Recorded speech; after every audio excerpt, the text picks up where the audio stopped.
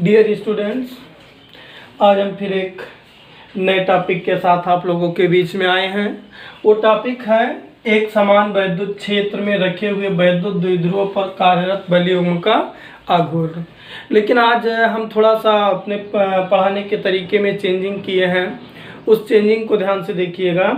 हम इस वीडियो में क्या करेंगे, किसी टॉपिक को खूब अच्छे से समझा देंगे और उस टॉपिक का नोट हम लिख कर क्या करेंगे, इमेज के रूप में आपके ग्रुप में सेंड कर देंगे और उसको बहुत ध्यान से नोट बना लीजिएगा, क्योंकि यहाँ पर लिखवाने पर वीडियो लंबा हो जाता है और वीडियो लंबा होने के बाद यूट्यूब पर अपलोड करने में काफ़ी एमबी लगता है। इसलिए हम प्रयास करेंगे आज से वीडियो शॉर्ट में बनाने का। वीडियो शॉर्ट में बनाकर आप लोगों को समझा देंगे और समझाने के बाद वही सेम नोट आपके हम इमेज के रूप में आपके ग्रुप में डाल देंगे और नोट मेंटेन करते हुए चलिए। आज हम लोगों का टॉपिक है एक समान वैद्युत क्षेत्र में रखे, क्या हम लोगों का टॉपिक है एक समान वैद्युत क्षेत्र में रखे वैद्युत द्विध्रुवों पर, देखो वैद्युत द्विध्रुवों पर कार्यरत बलयुग्म का आघूर्ण। मेरा टॉपिक है कि अगर कोई एक समान वैद्युत क्षेत्र हो और उस एक समान वैद्युत क्षेत्र में कोई वैद्युत द्विध्रुव रखा हो, क्या रखा हो, एक कोई वैद्युत द्विध्रुव रखा हो, तो उस वैद्युत द्विध्रुव पर बलयुग्म आघूर्ण कितना लगेगा, ये हम लोगों का टारगेट है। तो हम पहले क्वेश्चन जो कह रहा है उसका फिगर बना दें। कह रहा है एक समान वैद्युत क्षेत्र, तो हमने क्या किया, ऐसे लाइनिंग करके ये लाइन ये बता रहा है सतत और समांतर होने का मतलब कि जो वैद्युत क्षेत्र है वो एक समान है। हमने कोई एक समान वैद्युत क्षेत्र ले लिया, इसका नाम दे दिए ई। मेरे पास एक समान वैद्युत क्षेत्र कोई मिला, वेक्टर ई। इस एक समान वैद्युत क्षेत्र में देखो क्या, एक समान वैद्युत क्षेत्र में एक समान वैद्युत क्षेत्र बन गया में रखे वैद्युत द्विध्रुव। तो हमने देखो एक ऐसे वैद्युत द्विध्रुव रख दिया, हमने एक वैद्युत द्विध्रुव बना दिया। थोड़ा सा इसको हाईलाइट कर दे ताकि पता चले, मोटा बना देंगे। एक ऐसे कोई वैद्युत द्विध्रुव रख दिए,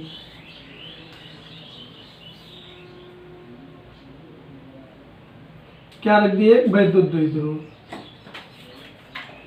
वैद्युत द्विध्रुव के बारे में तुम लोग जानते हो कि वैद्युत द्विध्रुव के बीच की दूरी 2l होती है, तो ये दूरी कितनी होगी, 2l होगी। ये कुल दूरी कितनी होगी, 2l होगी। तुम लोग जानते हो कि किसी वैद्युत द्विध्रुव की लंबाई कितनी होती है, 2l होती है, तो ये पूरी दूरी कितनी होगी, 2l होगी, ये दूरी। और ये भी जानते हो कि वैद्युत द्विध्रुव दो बिंदु आवेशों से मिलकर बना होता है। ये कोई वैद्युत द्विध्रुव AB है जो दो बिंदु आवेश से मिलकर बना है। यहाँ पर एक -q आवेश स्थित है और यहाँ पर कोई +q कूलम आवेश स्थित है। अब कुछ लोग यही मेरा क्वेश्चन है, ये किसी कोण थीटा पर रखा हुआ है। कोई लोग सोच रहे हैं कि हम वैद्युत द्विध्रुव को किसी कोण थीटा पर ही क्यों रखे हैं, ऐसे रख सकते हैं, कोई कोण पर रख सकते हैं। तो देखो हम कि इसीलिए किसी एंगल थीटा पर रख दिए हैं। ये थीटा जो फैक्टर है ये तुम्हारे हर कंडीशन को सेटिस्फाई कर दिया। जितने ऐसे रखना है समांतर 0 डिग्री, जिस कोण ऐसे रखना है कोई कोण बनाएगा, ये मतलब कोण थीटा क्लियर कर दे रहा है कि हमको जिस कोण पर रखना है, जिस कंडीशन में रखना है वो हो गया। हमारा क्वेश्चन है एक समान वैद्युत क्षेत्र में रखे वैद्युत द्विध्रुव पर कार्यरत बल युग्म का आघूर्ण। तो हमारा क्वेश्चन है कि जो एक समान वैद्युत क्षेत्र में ये वैद्युत द्विध्रुव रखा है, इस वैद्युत द्विध्रुव पर जो बलयुग्म आघूर्ण लगेगा वो कितना होगा। तो एक वर्ड जो पहले 9th और 10th की बुकों में हुआ करती थी और फर्स्ट ईयर में भी है, हम उसको बता दें, एक बार याद दिला दें। जब कोई दो बराबर किंतु विपरीत बल, जब कोई दो बराबर किंतु विपरीत बल जिनकी क्रिया रेखा अलग अलग हो किसी निकाय पर कार्य करते हैं, तो वे दोनों बल मिलकर एक बलयुग्म बना लेते हैं जो उस निकाय को घुमाने का प्रयास करता है। क्या करता है? घुमाने का प्रयास करता है। इसका मैं एक एग्जाम्पल आप लोगों को दें, ध्यान देना। दरवाजे में जो जब हम लोग कब्जे को पकड़ कर खींचते हैं तो देखो एक बल से ऐसे कब्जे को हम इधर खींचे, हत्थे से पकड़ कर उसको खींचे, तो हम उसको जब इधर की ओर खींचते हैं तो जो दरवाजे में किनारे की तरफ कब्जा लगा उतनी भी बल से वो पीछे खींचता है और दरवाज़ा अपनी जगह पर घूम जाता है, खुल जाता है। ऐसे मान लो इमेजिन करने में तकलीफ हो रही है, एक दूसरा और एग्जाम्पल हम दे रहे हैं।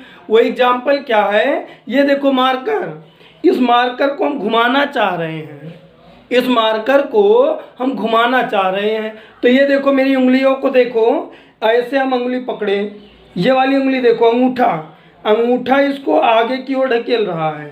अंगूठा क्या कर रहा है? इसको आगे की ओर ढकेल रहा है। ऐसे जिस समय अंगूठा इसको आगे की ओर ढकेल रहा था उस समय ये वाली उंगली इसको क्या कर रही थी? पीछे की ओर ढकेल रही थी। मतलब इस मार्कर पर एक आगे की ओर और दूसरी पीछे की ओर जब दो बल लगने लगा, एक आगे की ओर और दूसरा पीछे की ओर, तब ये मार्कर अपनी जगह पर घूमने लगा। क्यों घूमने लगा? क्योंकि ये वाला बल आगे की ओर, ये वाला बल पीछे की ओर, दोनों बल बराबर किंतु विपरीत दिशा में थी। ये दोनों बल मिलकर एक बलयुग्म बना ली और यह बलयुग्म इस पेचा मतलब मार्कर को घुमाने लगा। ठीक इसी तरीके से दरवाजे पर भी हुआ। बलयुग्म में कोई डाउट नहीं। बलयुग्म का कब बनता है? जब दो बराबर किंतु विपरीत बल, जब दो बराबर किंतु विपरीत बल जिनकी क्रिया रेखा अलग अलग हो किसी एक निकाय पर कार्य करती हैं तो वे दोनों बल मिलकर एक बलयुग्म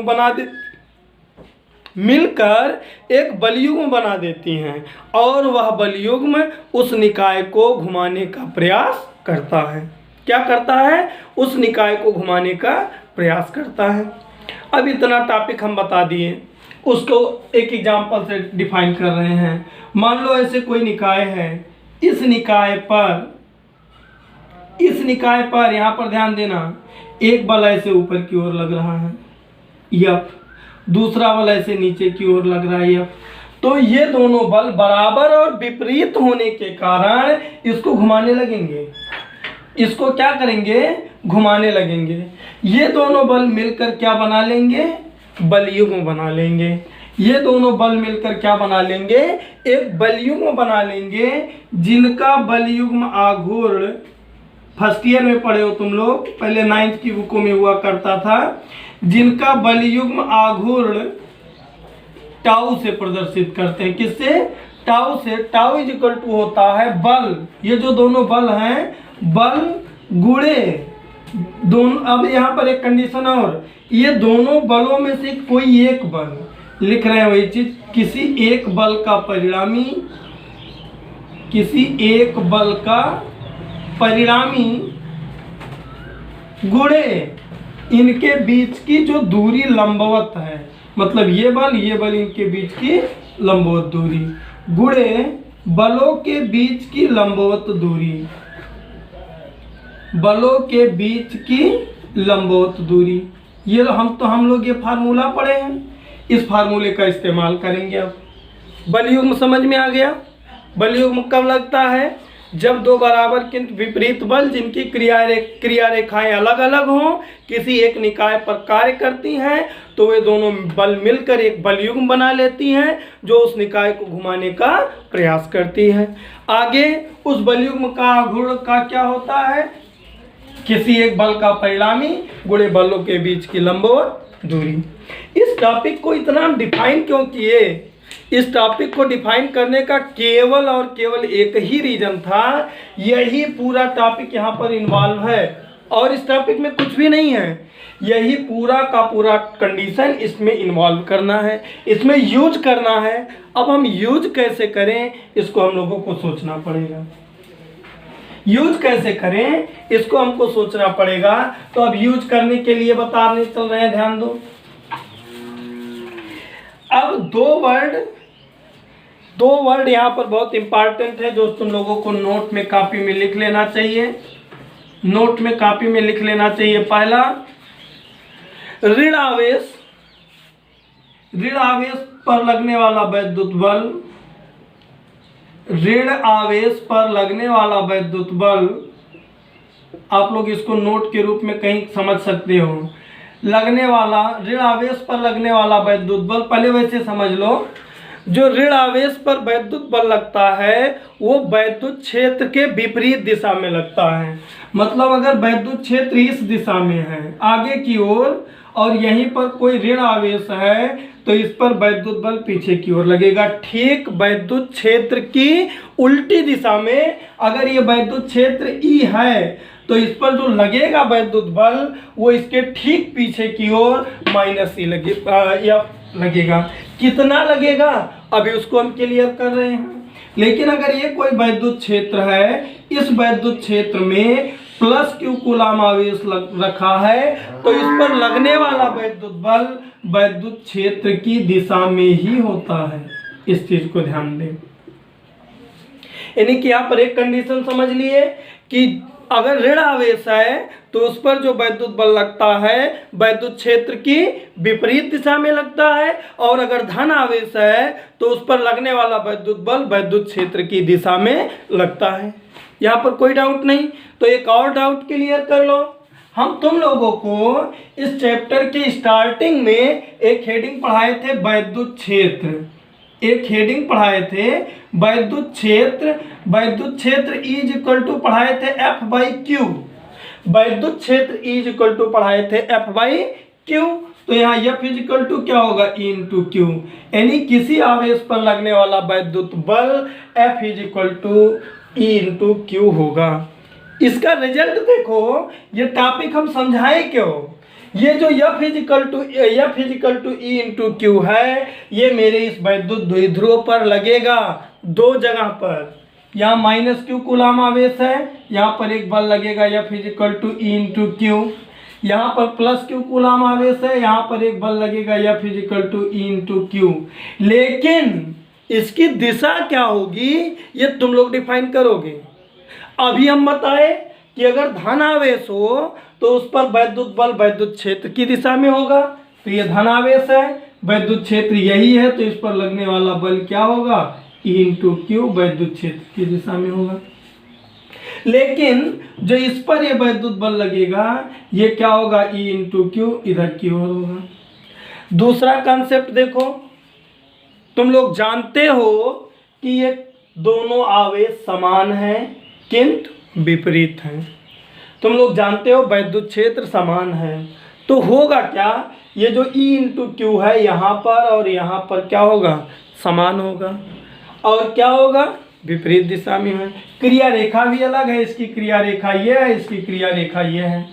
अब तुम लोगों को हम ये बता चुके हैं कि यदि किसी निकाय पर कोई दो बराबर किंतु विपरीत बल कार्य करे तो वे दोनों बल मिलकर एक बलयुग्म बना लेते हैं और वह बलयुग्म उस निकाय को घुमाने का प्रयास करता है। तो फिर से समझो, यहाँ पर E इंटू क्यू, यहाँ पर E इंटू क्यू, तो लिखोगे वैद्युत द्विध्रुव के माइनस क्यू कूलाम आवेश पर E इंटू क्यू और प्लस क्यू कूलाम आवेश पर E इंटू क्यू वैद्युत बल कार्य कर रहा है। ये वैद्युत बल बराबर किंतु विपरीत दिशा में है, जो बराबर किंतु विपरीत दिशा में होने के कारण ये दोनों बल मिलकर एक बलयुग्म बना लेंगे और यह बलयुग्म इस वैद्युत द्विध्रुव को वैद्युत क्षेत्र की दिशा में घुमाने का प्रयास करेगा। कोई डाउट नहीं। अब यहाँ पर ध्यान दो, इसका मतलब अब हम एक काम और कर लें। वैद्युत द्विध्रुव के माइनस क्यू कूलाम आवेश पर लगने वाला बल क्या होगा, माइनस क्यू कूलाम आवेश पर लगने वाला बल पर लगने वाला बल F इज इक्वल टू क्या होगा, E इंटू क्यू। F क्या होगा, E इंटू क्यू, लेकिन दिशा क्या होगी, वैद्युत क्षेत्र के विपरीत। वैद्युत क्षेत्र के क्या होगी, विपरीत होगी। और फिर ऐसे वैद्युत द्विध्रुव के प्लस क्यू कूलाम आवेश पर बल लगेगा। प्लस क्यू कूलाम आवेश पर लगने वाला बल F इज इक्वल टू क्या होगा, ओ भी इंटू क्यू होगा, लेकिन किस दिशा में, वैद्युत क्षेत्र की दिशा में। लेकिन किस दिशा में, वैद्युत क्षेत्र की दिशा में।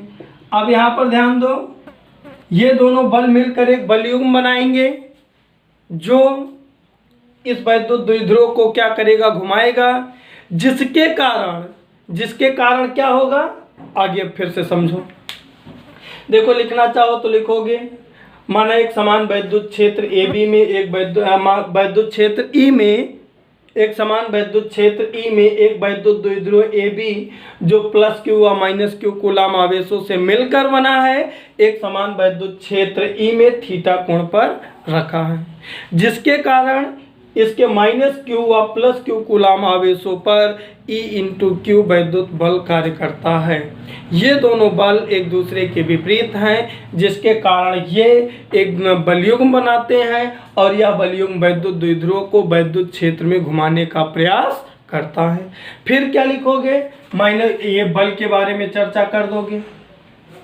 अब आगे देखो, इस फिगर में ही नीचे क्लियर कर लेना पड़ेगा। अभी वो क्यों करना पड़ेगा ये भी समझाएंगे। ये दोनों बल मिलकर बलयुग्म बनाए, जिनका बलयुग्म आघूर्ण लिखोगे, ये बल। अब समझो, यहाँ पर बल बन गए ना, ये दोनों बलयुग्म बना लिए, तो ये दोनों बलयुग्म क्या करेंगे, इनका बल आघूर्ण निकालना चाहिए, क्योंकि हमारा हेडिंग तो यही है, बलयुग्म का आघूर्ण। अब हमको दोनों बल मिल गए, अर्थात बलयुग्म मिल गया, तो अब हम बल आघूर्ण निकाल दें। लिखोगे अर्थात कार्यरत